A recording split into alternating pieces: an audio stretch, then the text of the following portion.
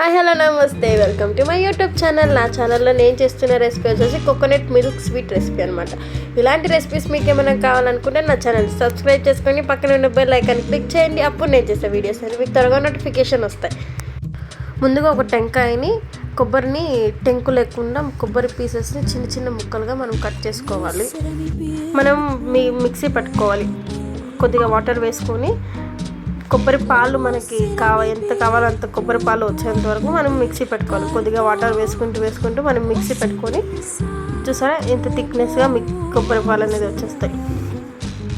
ఈ బౌల్ని ఆ తొక్కు అనేది పక్కన పెట్టుకోవాలి. మనకి నెక్స్ట్ స్వీట్కి అది ఇంకొకటి స్వీట్కి పనికి వస్తుంది అనమాట. స్టవ్ అంటించుకొని బాగా కలుపుతూ ఉండాలన్నమాట.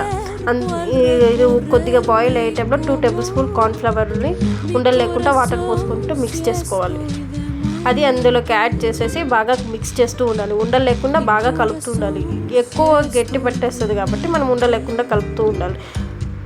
మనకి ఎంత కొబ్బరి తీసుకున్నామో అందులో 1/2 కప్ షుగర్ వేసుకోవాలి. షుగర్ వేసుకుంటూ బాగా మిక్స్ చేసుకుంటూ ఉడకపెట్టుకోవాలి. ఇది ఎక్కువ సేపు మనం మిక్స్ చేస్తూనే ఉండాలన్నమాట.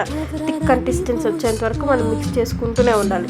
ఒక ఎయిర్ బాక్స్లోకి అది వేసేసి ఫ్రీజర్లో పెట్టాలి. ఫ్రీజర్లో పెట్టేసిన తర్వాత కొద్దిగా ఒక 30 మినిట్స్ ఫ్రీజర్లో పెట్టాలి. 30 మినిట్స్ ఫ్రీజర్లో పెట్టి మనం సర్వింగ్ బౌల్లోకి సర్వ్ చేసుకొని మనకి ఏ షేప్లో కావాలంటే ఆ షేప్లో కట్ చేసుకొని దానిపైన కిస్మిస్, కాజు, పిస్తా, నేను వచ్చి పిస్తా యాడ్ చేశాను. మీకు నచ్చిన డ్రై ఫ్రూట్స్ ఏదైనా యాడ్ చేసుకొని సర్వింగ్ బౌల్కి సర్వ్ చేసుకొని కట్ చేసుకొని ఏ షేప్లో కావాలంటే ఆ షేప్లో టేస్టీగా ఉండే కొబ్బరి పాలు జిన్ను ఇలాంటి రెసిపీ